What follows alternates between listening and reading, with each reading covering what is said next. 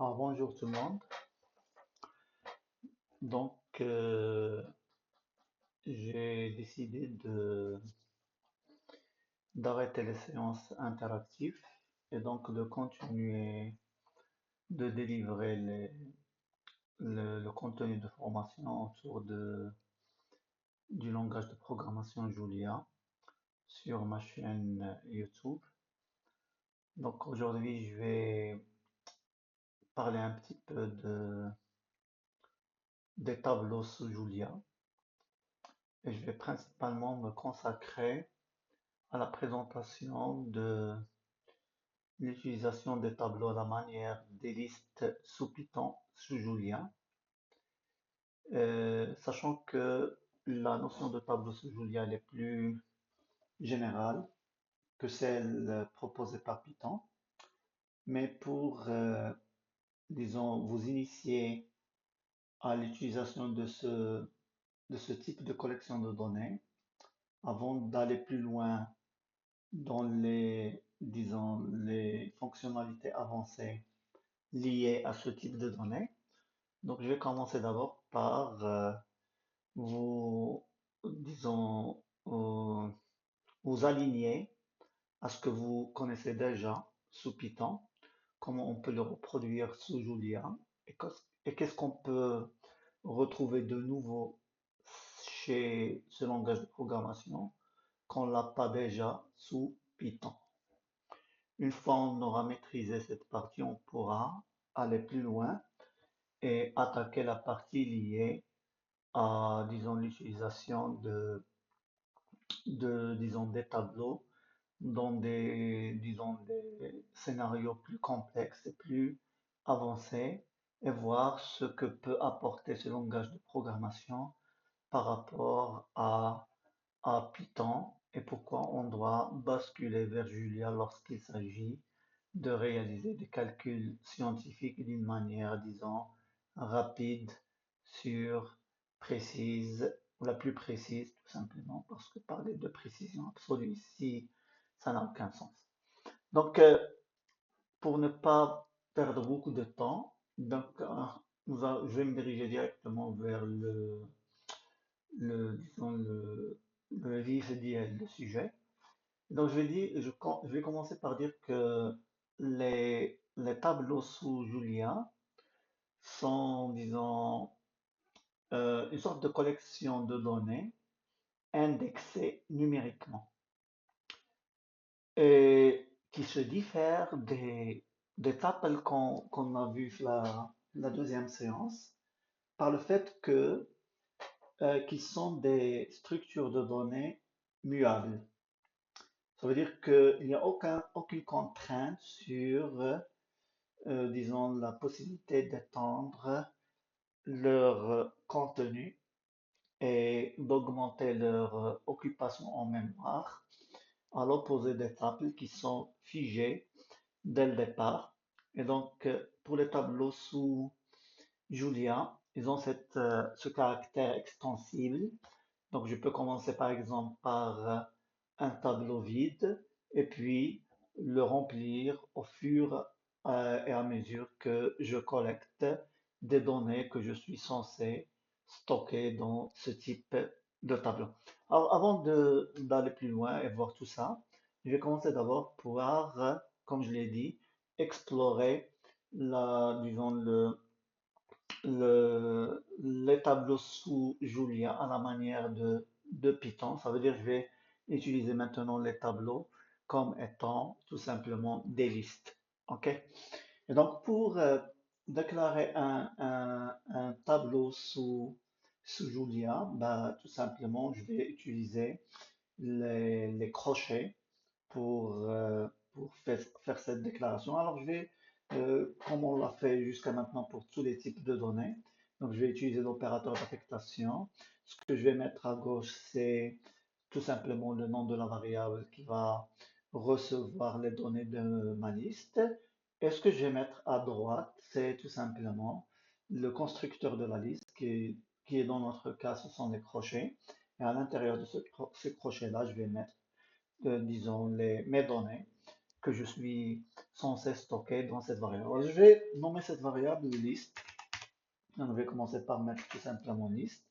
Et je vais mettre dedans tout simplement je vais utiliser le constructeur double crochet pour dire à Julia qu'il s'agit disons, d'un tableau, ok, que je vais utiliser dans ce contexte-là comme étant une liste. Et puisqu'il s'agit d'une liste, comme vous le savez, une liste n'est pas limitée à un seul type de données. Donc, je vais tout simplement mettre à l'intérieur une panoplie de types pour montrer le caractère polyvalent sur sur le plan de typage, des listes ou des tableaux sous Julia. Alors, je vais commencer par mettre d'abord un caractère, un simple caractère, puis je vais suivre ça avec disons, un symbole. Donc, je vais prendre pour symbole un petit lapin. Donc, je vais mettre ici rabbit. Oui, ça me paraît bien pour le moment. Ok, voilà.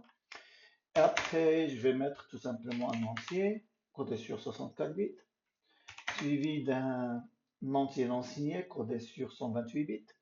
Donc, je vais prendre tout simplement int 128 par exemple, 2301. Et je vais ensuite enchaîner avec un flottant.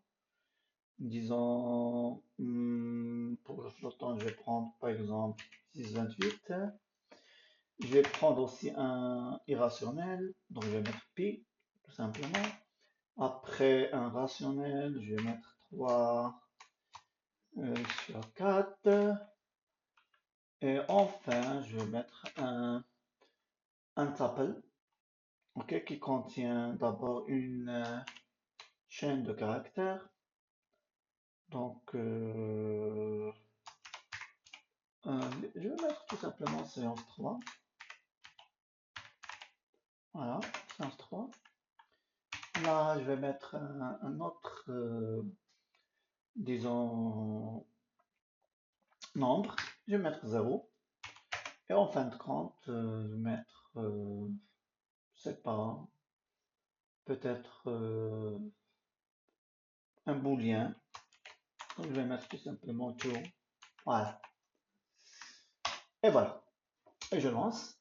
Alors, vous voyez bien que l'opération d'affectation s'est bien passée, il n'y a aucun problème. Donc, je viens de déclarer une liste qui contient pas mal de choses à l'intérieur. Alors maintenant, la question qui se pose, pour y accéder aux différents éléments de ma liste, puisqu'on a dit que les tableaux sous Julia sont des collections de données indexées numériquement, et on utilise principalement pour les indices des entiers,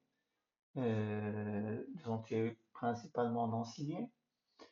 Et donc, je peux toujours accéder aux éléments de ma liste en passant tout simplement euh, au nom de la variable qui contient la liste, après avoir utilisé le crochet, en passant l'indice lié à l'élément que je veux, disons, explorer ou la manipuler. Alors avant ça, donc je dois d'abord connaître la taille qu'occupe ma liste en mémoire. Alors pour ce faire, je peux utiliser, disons, la, la commande sizeof. Donc je vais mettre ici sizeof. Et elle va me dire que ma liste contient 64 bytes. Toujours le résultat retourné par la commande sizeof, c'est en bytes. Donc là, il s'agit de 64 bytes.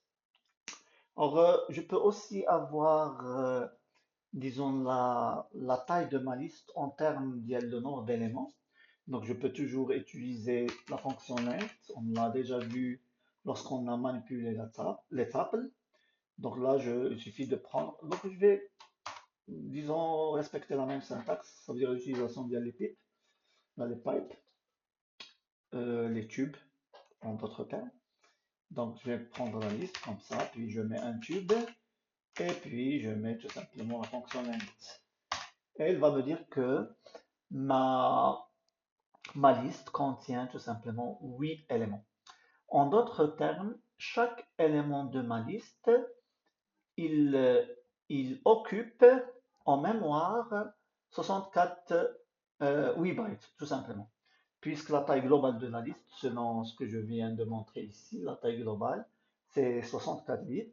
Et donc, puisque ma liste contient 8 éléments, donc 64 sur 8, ça va donner tout simplement 8 bytes par élément. Et donc maintenant, la question qui se pose, on a vu que lorsqu'on a déclaré la liste, elle est composée d'éléments divers. Donc on a des caractères, on a des symboles, on a des entiers, on a des entiers non signés, des flottants, des rationnels, des tuples. Et on sait bien que ces différents éléments, ils ont une occupation en mémoire différente. Et donc comment ça se fait que notre liste, lorsqu'on mesure la taille qu'elle occupe en mémoire, on se retrouve avec seulement, disons, 64 bytes et, disons, une taille par élément de 8 bytes. Alors, la réalité, si je veux faire une petite comparaison entre la taille occupée par chaque élément de la liste et la taille globale de la liste, je peux toujours cumuler disons, l'occupation en mémoire des éléments de la liste et faire une sorte de comparaison avec, disons, la taille globale pour voir est-ce qu'il y a concordance, est-ce qu'il y a adéquation ou non.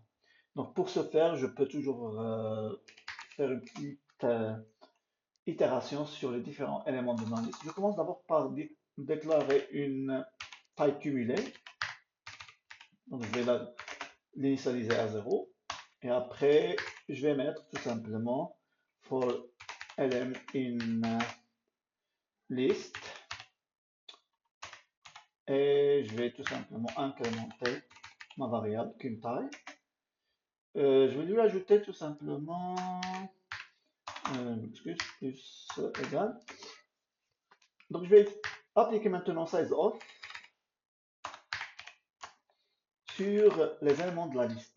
C'est-à-dire je vais mesurer l'occupation en mémoire de chaque élément, puis je vais sommer ces différentes occupations pour avoir une idée sur la globalité de la taille cumulée des différents éléments pour pouvoir la comparer à celle de la liste. Donc je pense que c'est OK. Là, size of. OK. J'ai oublié de mettre size of correctement. Voilà. Donc ça marche. Maintenant, je peux revenir vers la taille de ma liste. Donc c'était 64 bytes. Maintenant, taille. Et vous voyez bien que c'est 80 bytes. Ça veut dire lorsqu'on prend disons, lorsqu'on mesure l'occupation en mémoire des éléments qui constituent la liste et on la cumule, on se retrouve avec une valeur supérieure à la taille de la liste elle-même dans la mémoire. Est-ce que c'est acceptable comme résultat? Comment on peut expliquer cette différence entre la taille réelle de la liste, la mémoire, et la taille de ces composants, la taille cumulée de ces composants? En principe, si j'ai 8 éléments à l'intérieur de la liste, donc lorsque je multiplie, lorsque je somme l'occupation en mémoire de chaque élément de ma liste, le résultat final doit être le même que la taille occupée par la liste elle-même dans la mémoire. Alors pour disons tout simplement, se débarrasser de cette contradiction apparente, donc il suffit de se rappeler d'une chose que, comme c'est le cas dans Python, les listes sont des éléments qui sont déclarés dans le heap et non pas dans le stack. Vous savez bien qu'au niveau de la mémoire, chaque langage de programmation, disons, a sa façon, sa manière pour organiser la mémoire qui lui est dédiée pour qu'il puisse s'exécuter et tout simplement interagir avec les composantes de la machine sur laquelle il tourne. Et donc, en général, chaque langage de programmation, disons, il structure cette portion de mémoire qui lui est attribuée en deux parties. une partie qu'on appelle stack ou la pile en français et une autre partie qui est le heap. Et le stack, c'est tout simplement un emplacement de mémoire dans laquelle voilà, dans lequel les cellules de la mémoire sont disposées l'une à côté de l'autre. Et donc, pour passer d'une case à l'autre, on incrémente tout simplement, disons, l'élément de mémoire d'un seul pas pour pouvoir passer d'une case à l'autre. Alors que dans le heap, ben, les cases de mémoire sont distribuées d'une manière aléatoire, ils sont partout à l'intérieur de la mémoire. Et donc, pour pouvoir passer d'une case à l'autre, ben, je dois disposer tout simplement de l'adresse de la case suivante. Donc, je dois connaître quelle est l'adresse de ma case, de la case courante, et la case qui suit. Donc, je dois avoir un pointeur qui me permet d'aller vers la case qui suit. Et tout simplement, ça, c'est un calcul que je dois faire. Donc, je dois connaître d'abord quel est mon emplacement, puis chercher à l'intérieur de mon emplacement l'adresse de l'emplacement suivant pour pouvoir y accéder. Et donc, la liste maintenant, elle, au lieu de, disons, d'occuper ou là, de stocker ces éléments à l'intérieur d'elle, la pile qui contient des cases qui, disons, contiguës l'une à côté de l'autre. Et donc, pour passer d'une case à l'autre, il suffit d'incrémenter d'un seul pas l'adresse de la case courante pour pouvoir aller à la case suivante. Donc, dans le cas de heap, non, ben, tout simplement, la liste, sa taille de la mémoire, elle correspond à la taille des pointeurs qui permettent à la liste de reconnaître ou d'aller piocher les éléments qu'elle contient à l'intérieur de la mémoire. Les éléments qu'elle contient sont distribués d'une manière, disons, aléatoire à l'intérieur de la mémoire. Ben, tout simplement, le programme, ben, il essaie de voir quelles sont les cases qui sont libres et puis il va stocker les éléments tout en gardant une trace sur l'adresse de chaque case pour pouvoir y accéder. Et donc, lorsqu'on retrouve ici que notre liste contient 8 éléments avec, disons tout simplement, une occupation totale de 64 bytes, ça veut dire que notre liste, elle contient 8 pointeurs et chaque pointeur, puisqu'on est sur un système qui tourne sur un processeur de 64 bits, donc chaque pointeur il est codé sur 64 bits. C'est la manière avec laquelle le processeur accède à la mémoire, donc en lui attribuant des pointeurs codés sur des adresses codées sur 64 bits. Donc chaque pointeur il est codé sur 64 bits. Et c'est pour cette raison puisqu'on a 8 pointeurs, chaque pointeur il est codé sur 8 bytes. Donc le total de la mémoire qu'occupe notre liste, c'est tout simplement 64 bytes. Donc c'est tout à fait logique.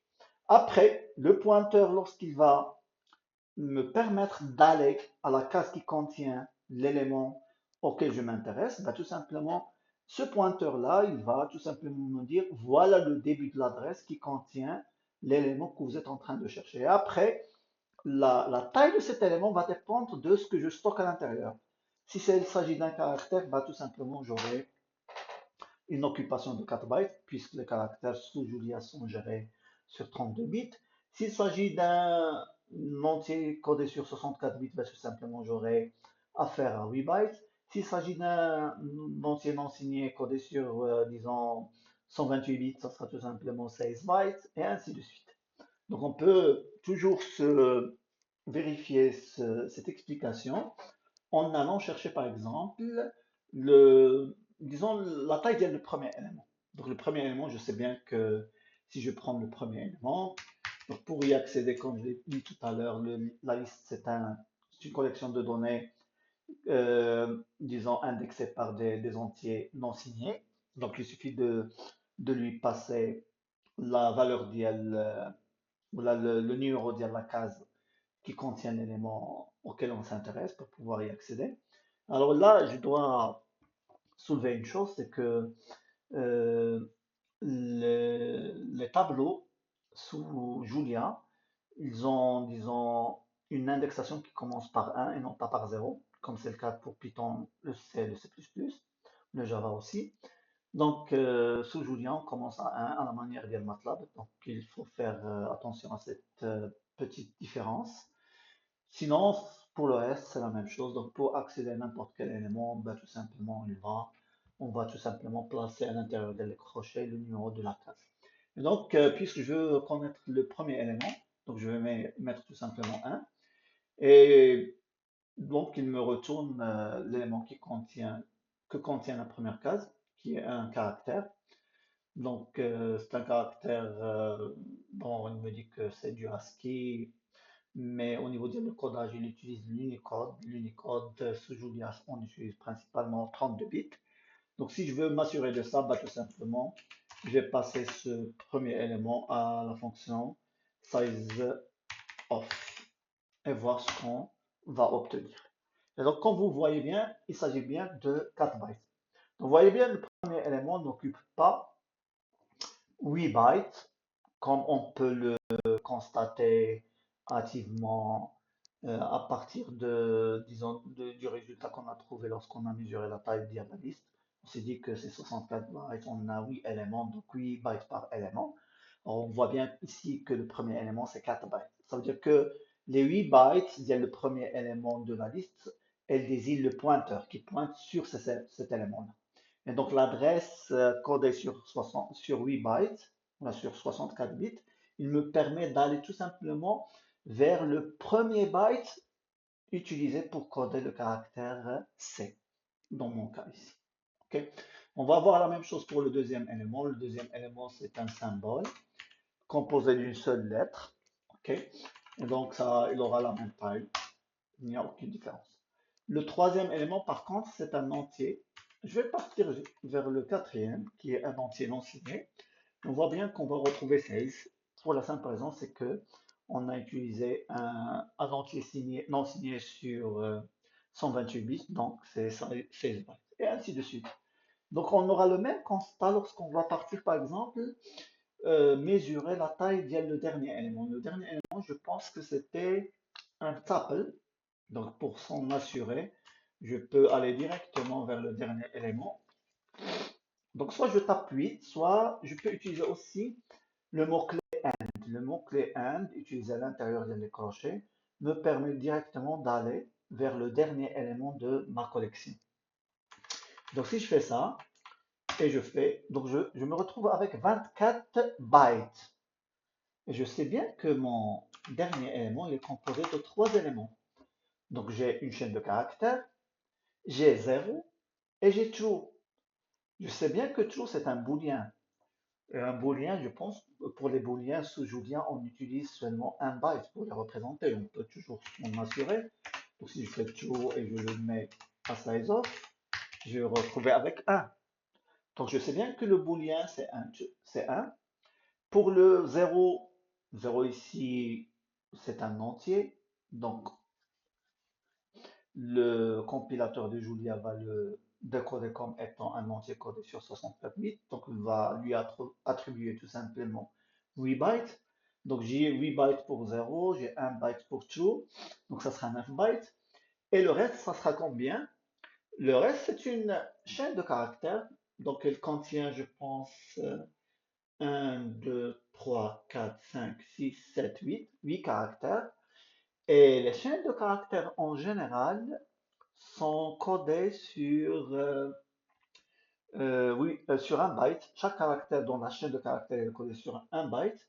Et donc, puisqu'ici j'ai 8 caractères, 1, 2, 3, 4, 5, 6, 7, 8, elle sera codée sur 64 bytes. OK? Alors, 64 bytes plus 8 bytes, ça sera 72 bytes, plus 1 byte pour le booléen, ça sera 73 bytes. Alors que lorsque je mesure la taille de l'élément contenu dans la dernière case de la liste, qui est un tuple, il me dit que c'est 24 bytes. Donc, on peut toujours avancer la même explication que tout à l'heure, puisqu'il s'agit d'un élément d'une collection de données. Et donc, tout simplement, cette collection de données, elle est définie par des pointeurs. Et chaque pointeur, il occupe une taille de 8 bytes. Et donc, si je prends par exemple le premier élément et je le passe le size off, Je vais prendre le dernier élément de la liste qui est un tuple et puis le premier élément de ma liste, de mon tuple, donc qui est tout simplement séance 3. Donc si je mesure sa taille, je vois bien que c'est 8 bytes. Par contre, si je mesure la taille, je m'excuse, c'était 8 bytes plus 8, c'est 16, plus 1, c'est 17, et non pas 71, comme je l'ai avancé tout à l'heure. Donc le deuxième, c'est un entier codé sur 64 bits, ça sera 8 aussi. Donc 8 plus 8, c'est 16. Et le troisième qu'on a vu, c'est 1. Donc en total, on aura 17. Le dernier, je m'excuse, je peux mettre ici 1, comme je peux mettre tout simplement 3. Et on voit bien que c'est 1. Donc 1 plus 8, c'est 9, 9 plus 8, c'est 17, alors que la taille générale, c'est 24. Ça veut dire que cette taille-là, je prends 24, je la divise par 3, ça me donne 8. Donc 8 bytes pour chaque pointeur. Et chaque pointeur, il pointe vers un élément de mon tuple. Donc j'ai d'abord le pointeur qui me permet d'accéder à la case de la liste. Et à l'intérieur de la liste, puisque c'est un objet itérable, donc pour, disons, repérer l'occupation en mémoire des éléments de cet objet itérable, on utilise aussi des pointeurs. Et ces pointeurs sont codés aussi sur 8 bits. Donc c'est ça. Donc la taille générale de la liste, c'est tout simplement lorsqu'on lui applique la fonction sizeOf, ce qu'on va obtenir comme résultat, c'est tout simplement la taille des pointeurs utilisés pour repérer l'emplacement mémoire des différents éléments que contient notre liste. Donc on a aussi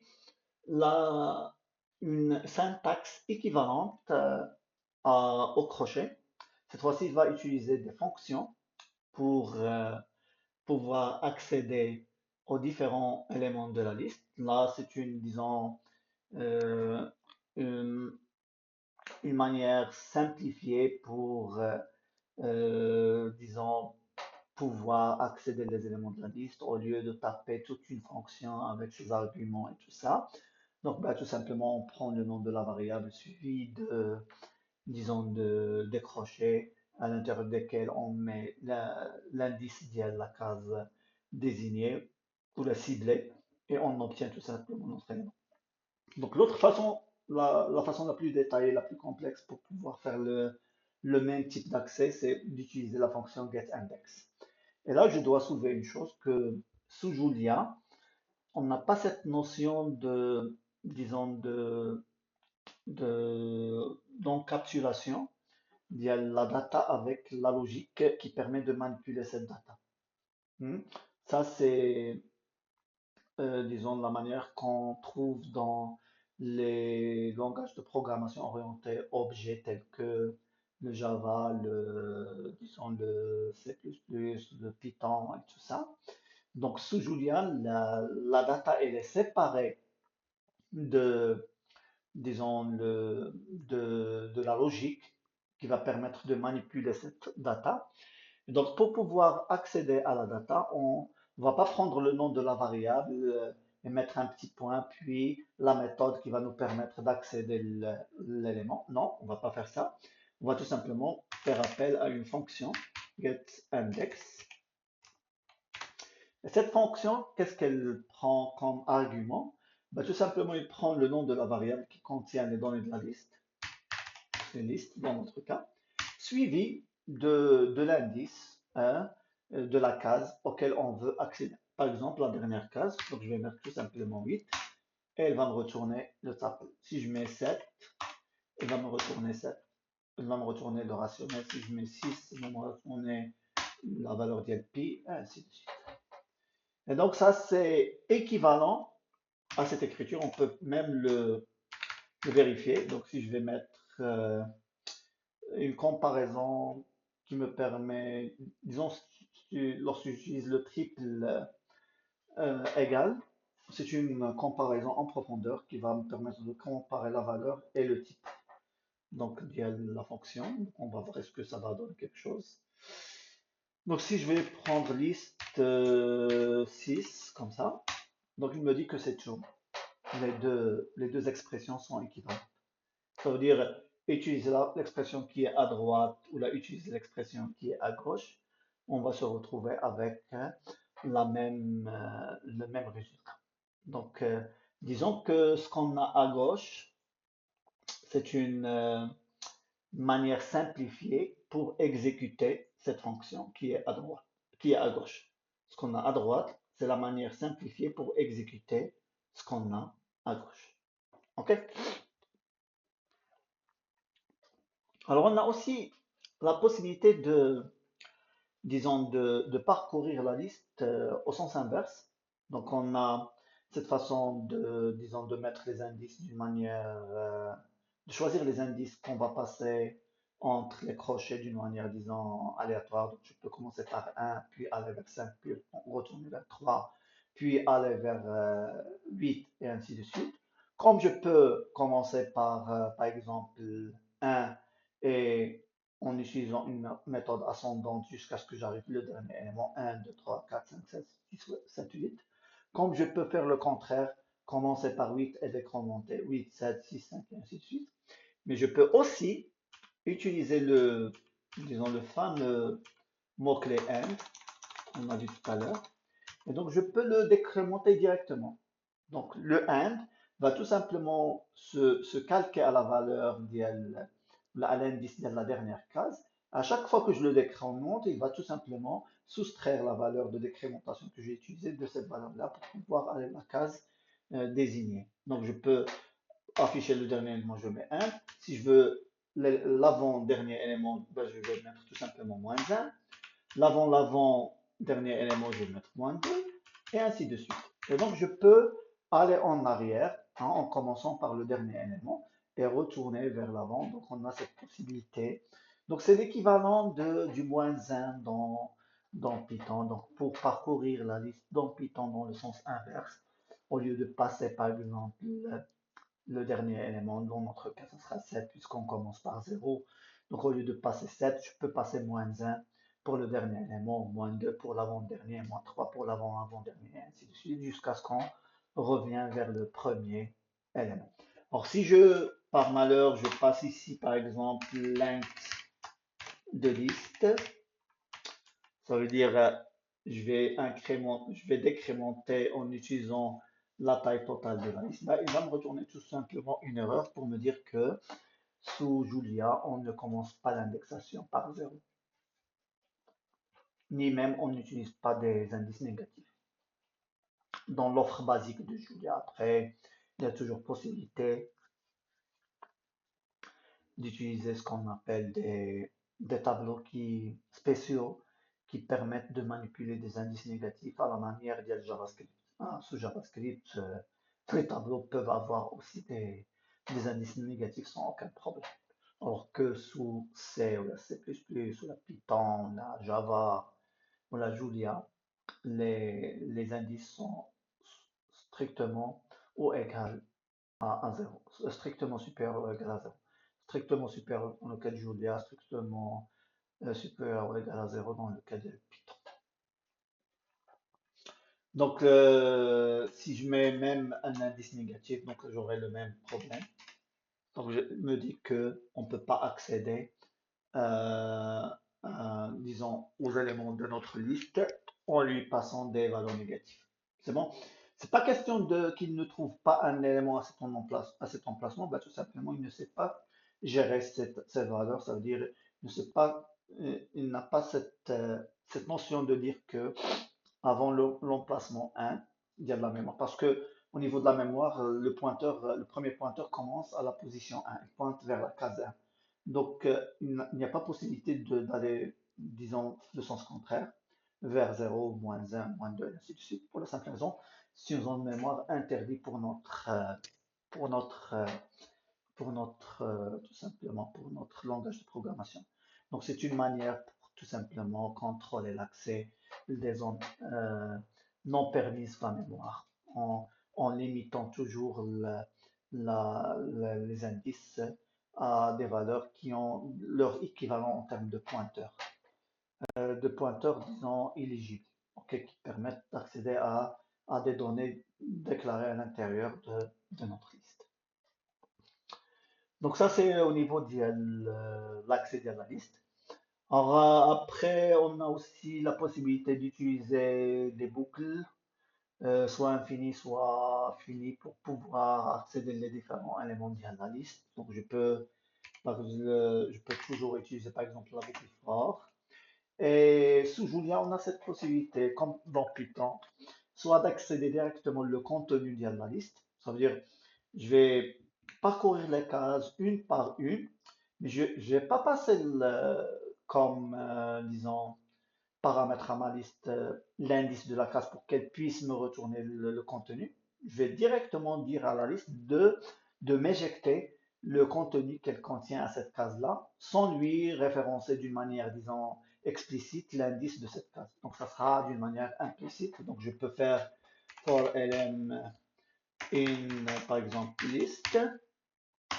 Disons, je vais mettre tout simplement print ln et je vais tout simplement mettre ça un petit peu, formater le message qui doit apparaître. Donc je vais tout simplement utiliser l'interpolation.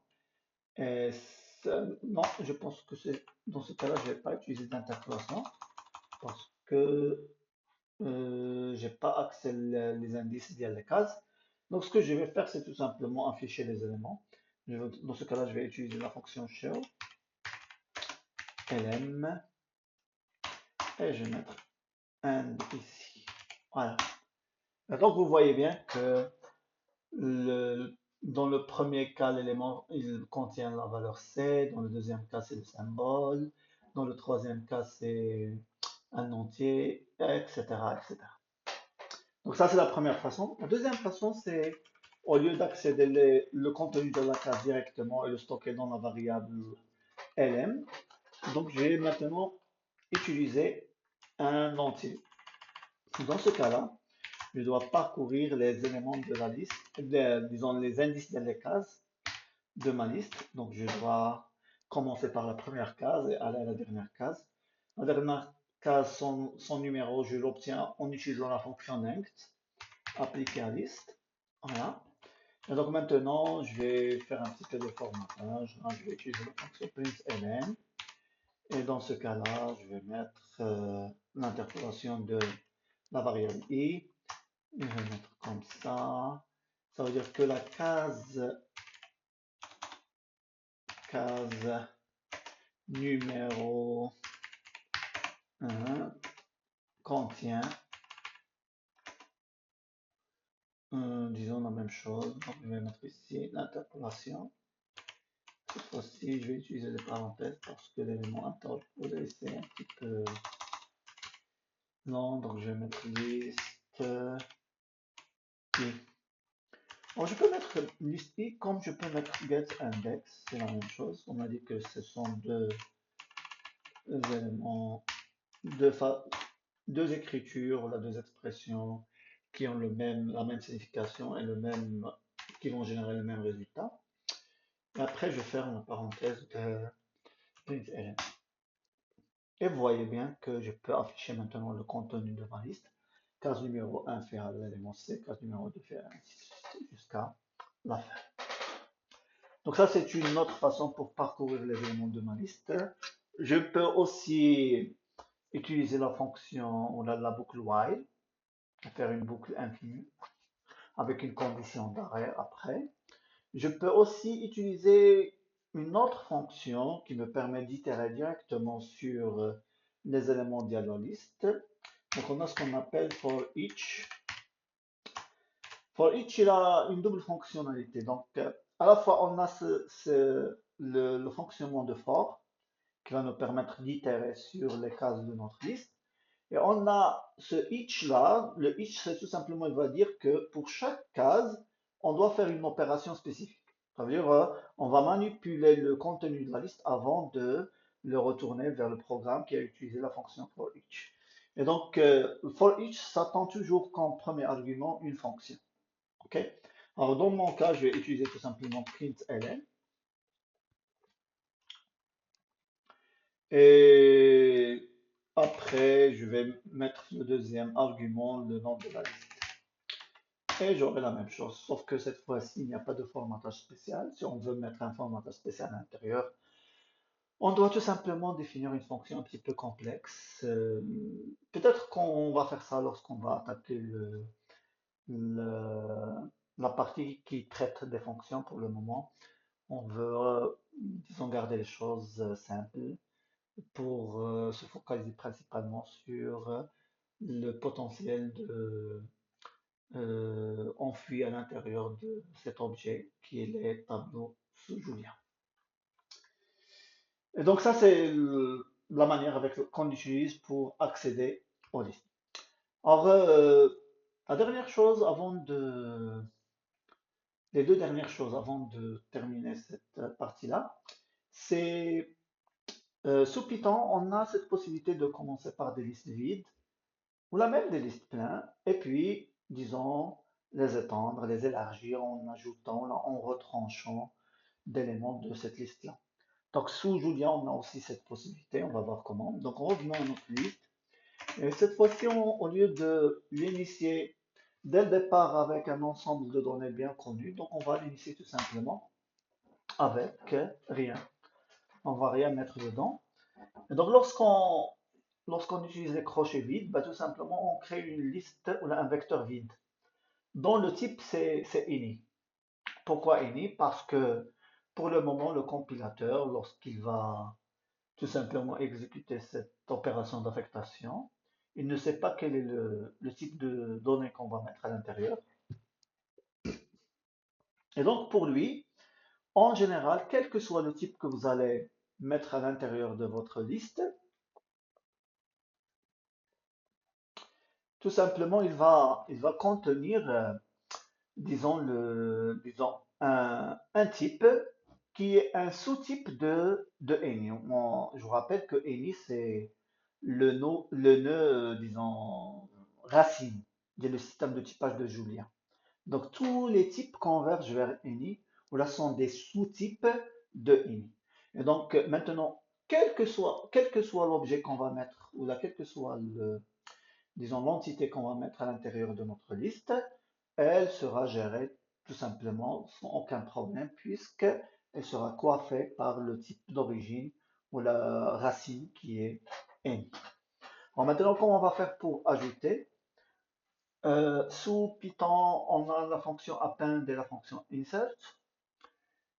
Sous Julia, on a aussi la fonction insert, mais on n'a pas la fonction append.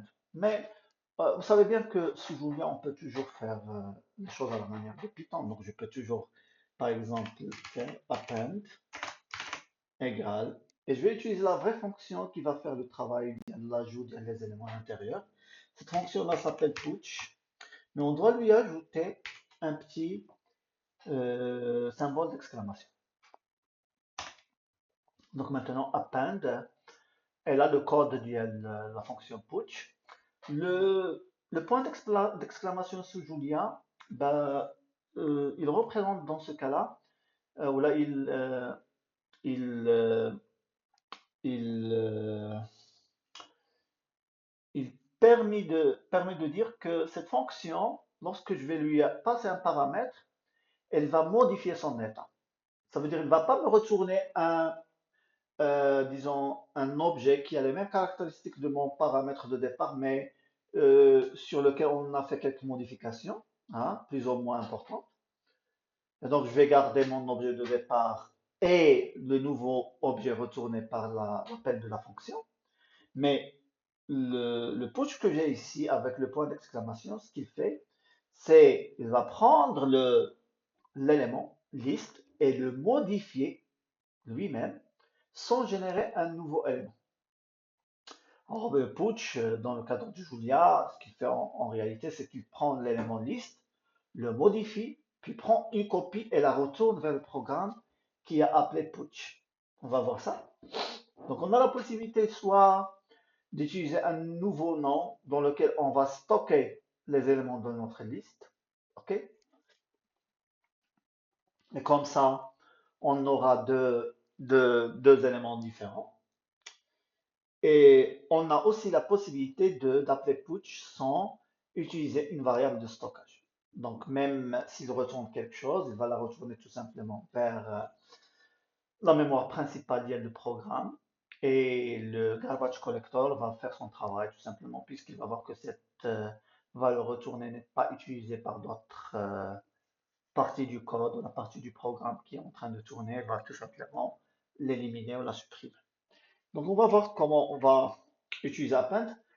Puisqu'on a dit que Julia c'est un langage de programmation qui adopte un concept un petit peu différent de la programmation orientée objet, donc il n'utilise pas il n'a pas cette notion d'encapsulation, donc il ne va pas mettre le même emplacement mémoire, la logique qui manipule les données en plus de les données, donc il sépare les deux.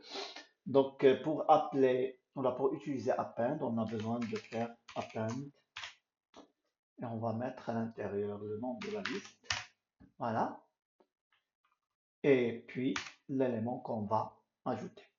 Alors, puisque je vais reproduire la même liste de tout à l'heure, le premier élément, ça sera tout simplement, voilà, je vais mettre quelque chose un petit peu de taquin. Donc, je vais commencer d'abord par mettre un loup, un symbole loup. Pour ce faire, je vais donc commencer par mettre les deux points pour dire qu'il s'agit d'un symbole. Puis, je vais mettre ici tout simplement wolf.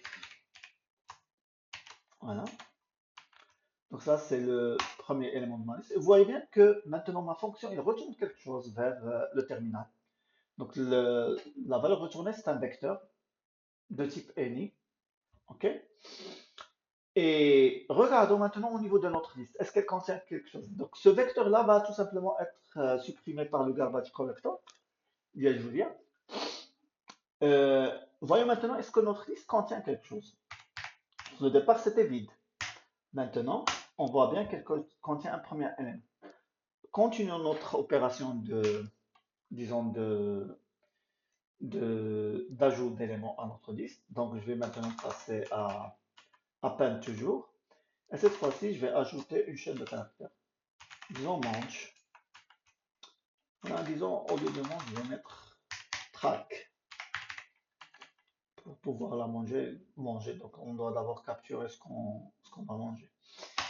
Voilà. Alors maintenant, vous voyez bien que l'élément retourné, c'est pour cette raison que j'ai dit que avant de terminer l'exécution le code de la fonction putsch, il copie d'abord l'état de la liste, le nouveau état de la liste après avoir effectué la modification, et le retourne vers le programme qui a appelé la fonction putsch. Je vous rappelle que putsch ici, son code il est stocké dans la variable append. Append, c'est un simple nom. C'est comme si on a renommé tout simplement la fonction putsch pour qu'on soit, disons, compatible au niveau de la syntaxe avec ce qu'on utilise sur Python. Et donc maintenant, on va ajouter le dernier élément. Donc le dernier élément, ça sera tout simplement, par exemple, le symbole lapin. Alors, le dernier élément, alors, tout simplement, tout d'abord, on va d'abord lister notre liste. Voilà, il contient les deux. Maintenant, je vais ajouter le dernier élément. Le dernier élément, c'est un symbole. Donc ça, je vais commencer toujours par deux points, puis deux points. Et là, je vais mettre rabbit, mais je vais changer le type de lapin. Utiliser un autre. Voilà. Et voilà. Et donc maintenant, on voit bien que notre liste contient les trois éléments qu'on vient d'ajouter. Donc on a d'abord le loup, et on a le verbe track, et on a tout simplement la proie traquée qui est le lapin. OK? Donc on peut continuer ce processus au fur et à mesure qu'on capture les données. Donc on peut ajouter les données. On a aussi la possibilité d'ajouter les données, disons, à partir d'une collection de données. Donc, je vais reprendre tout à l'heure l'exemple de tout à l'heure pour le tuple. Donc, je vais essayer d'ajouter le tuple de tout à l'heure. Donc, c'était composé d'une chaîne de caractères, séance 3, suivi d'un entier 0, puis, disons, d'un booléen true. En montant pour pouvoir l'ajouter, je dois faire sa déconstruction. Et donc, pour faire ça, j'utilise, sinon il va être ajouté comme un tuple. Donc, si j'utilise ça directement comme ça, j'aurai tout simplement à l'intérieur de ma liste le tuple. Je ne veux pas avoir ça. Ce que je veux, c'est d'ajouter les éléments de mon tuple un par un et non pas comme une seule collection. Donc, euh, je vais d'abord éliminer le dernier élément.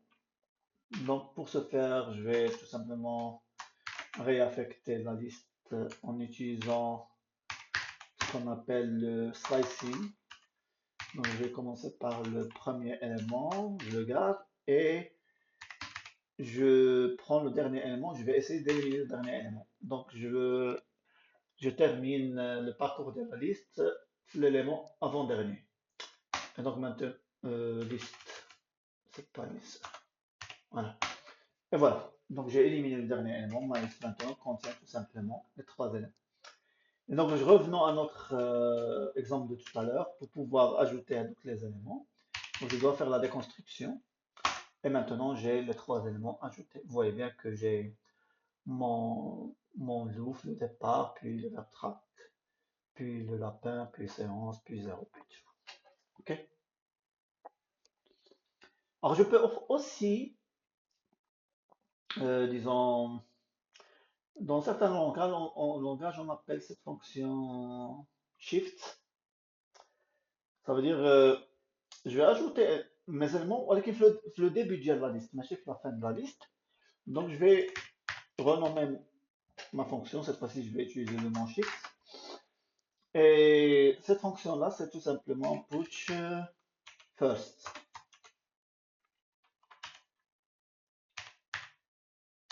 Voilà. Ça, c'est la nouvelle fonction. Et donc, ce que je vais faire, c'est prendre toujours ma liste, shift, et je vais ajouter euh, une liste à ma liste, le départ. Cette liste contient le rationnel pi, l'irrationnel pi et le rationnel 3 sur 4. Voilà. Et je fais toujours la déconstruction pour voir est-ce que ça marche. En principe, ça doit marcher. Oui.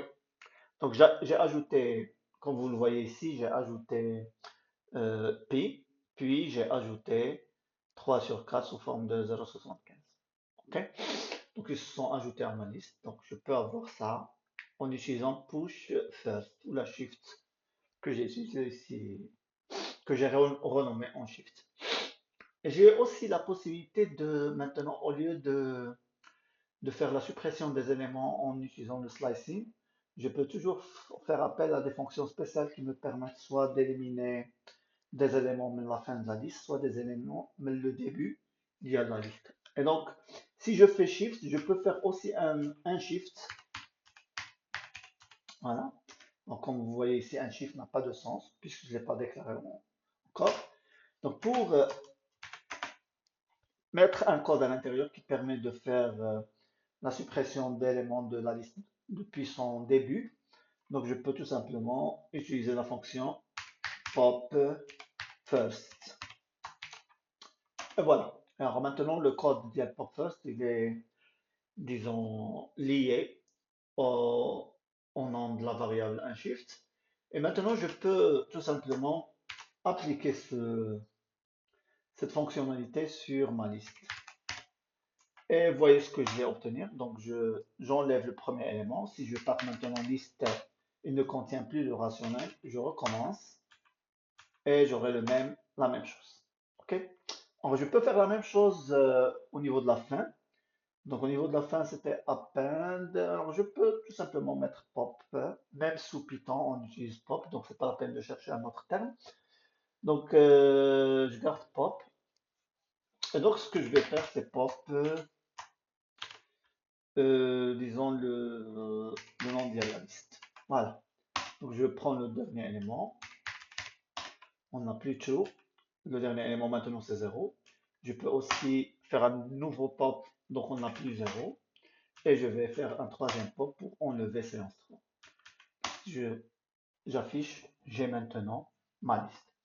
Alors maintenant, si je veux sauvegarder la vie de mon petit lapin pour qu'il ne soit pas capturé par le loup que j'ai fait le début de la liste, je peux toujours soit utiliser Shift pour enlever le loup, soit tout simplement utiliser la fonction delete at et spécifier l'indice de la case que je veux supprimer. Et donc, dans mon cas, c'est le premier élément. Là, tout simplement pour garder le loup à l'intérieur de la liste, je vais tout simplement lui enlever cette capacité de traquer le lapin. Et donc, ce que je vais faire, c'est de supprimer le deuxième élément, qui est le verbe traquer. Comme ça, mon loup, même s'il se retrouve avec le lapin, il n'aura plus la capacité de le capturer. Dans ce cadre-là, la réalité, c'est autre chose.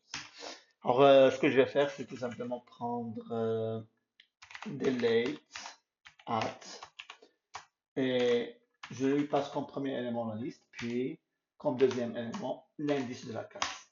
Et voilà. Et vous voyez bien maintenant que ma liste ne contient plus l'élément qui permet au loup de traquer sa proie préférée, qui est le lapin dans notre cas. C'est bon.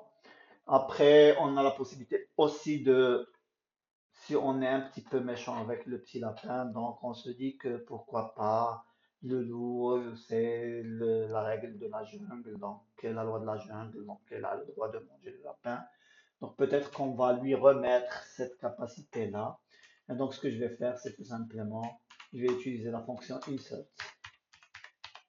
Alors insert, il a besoin de trois paramètres, le nom de la liste que je vais manipuler, l'indice, et puis ce que je vais ajouter. Donc, ce que je vais ajouter, c'est le verbe traquer. Et donc, je vais mettre ça et je remets ma liste telle qu'elle a été. OK? Alors, cette opération d'ajouter, de retrancher, on peut la faire aussi directement sur la liste en utilisant cette fois-ci la fonction setIndex. Donc, on a un getter et un setter. Le getIndex permet de récupérer les éléments de la liste. Le setIndex permet de mettre de nouveaux éléments à l'intérieur de la liste. Et donc, comme vous pouvez disons, le déduire directement de ce qu'on vient de voir jusqu'à maintenant, le setIndex doit se terminer nécessairement par un point d'exclamation parce qu'il va modifier directement la liste. Donc, comment on va faire ça? Donc, je vais toujours rendre la vie un petit peu difficile pour mon petit loup. Donc, ce que je vais faire, c'est set index avec mon, disons, point d'exclamation. Puis, je vais prendre, par exemple, le nom de la liste. Et ensuite, je suppose, je dois spécifier l'indice où je vais mettre mon nouveau élément. Donc, je vais le mettre ici. Et là, je vais mettre tout simplement deux barrières au loup pour qu'il ne puisse pas attendre. Ah, ok. Ça, c'est le troisième.